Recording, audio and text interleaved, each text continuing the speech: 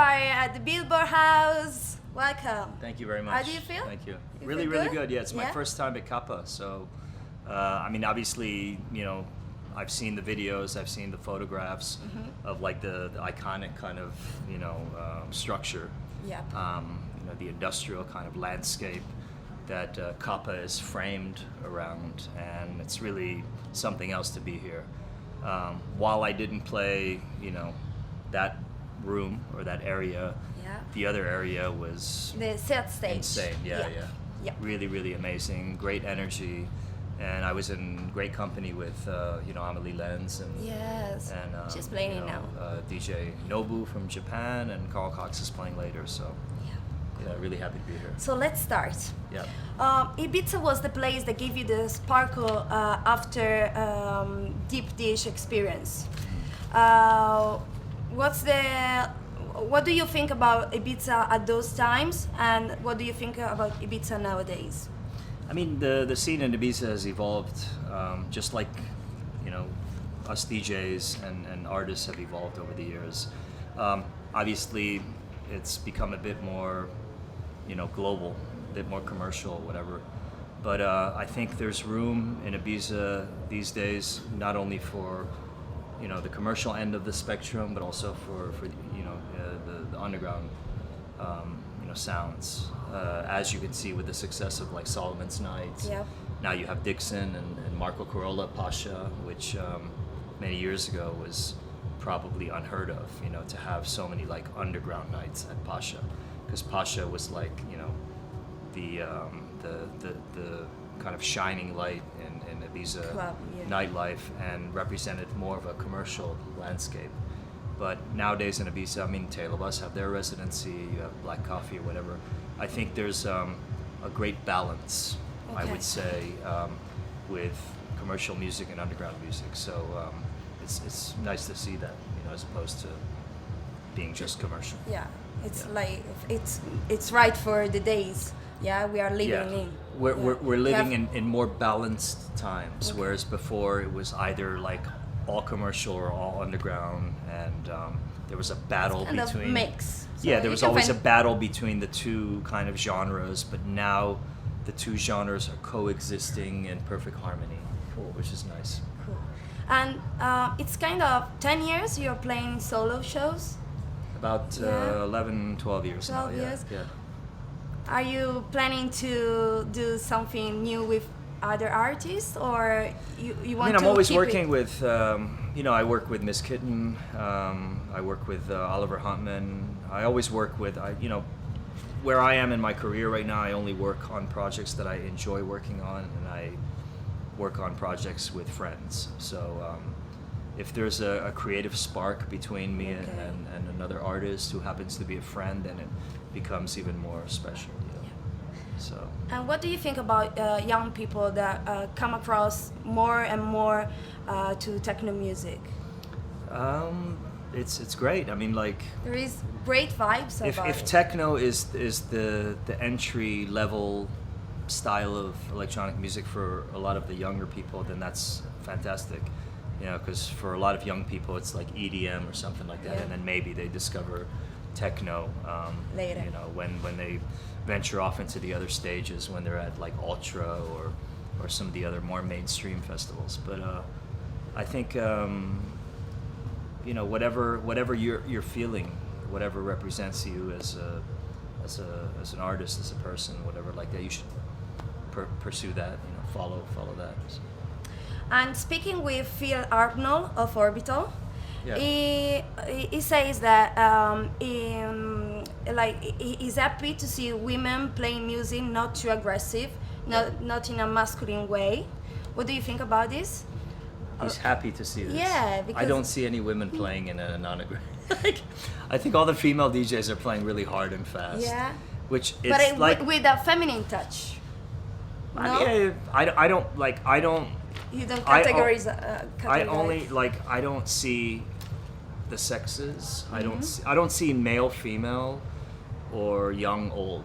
I just Okay. hear what comes out of the speakers. Okay. So And if what comes out of the speakers is the right music and the right, you know, programming, yeah. then it's great.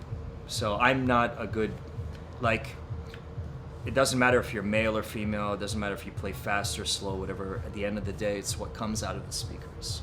You know, the crowds, of course, they gravitate towards, you know, what's happening socially these days. You know, who is socially like more acceptable than the other person or whatever like that. But I just kind of gravitate towards whoever represents the music in the truest possible way, you know. And is there a artist? Every artist has an energy. Yeah. You know, it's nice it- to feel the energy. What are you yeah. telling me, that you don't have to watch to the person is playing, but just listen to the music? Yeah, I he's doing? mean, me personally, like I don't pay attention to who's hot and who's not. Yeah. I only pay attention to what comes out of the speakers. Yeah. when What the that feeling person- you're. Yeah, when that person is playing, what comes out of the speakers and how that person represents, you know, their vibe, how they're playing. And you know, I just played right before Amelie, and she's a good friend, and she represents techno in a very unique, you know, personal way, and it's nice to see that. You know, Nina Kravitz represents in her own way. Yeah. Every, you know, are we talking about female DJs now? But every Yes. every you know, every DJ, not just female DJs, every DJ has their own Personal way. their own groove Yeah. and their own personal style and their own way of expressing themselves. And I like that everyone is owning their own style. Okay. You know, Amelie has hers, Charlotte has No hers, boundaries. Nina has hers. Yeah, and it's great. Just like all the male DJs, we have our own style.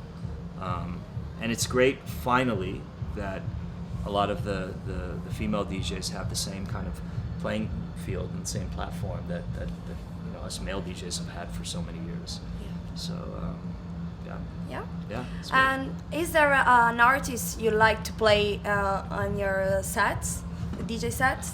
An artist Yeah. Yeah. Of the past. of the like, past. yeah. I'm not so concerned with the past.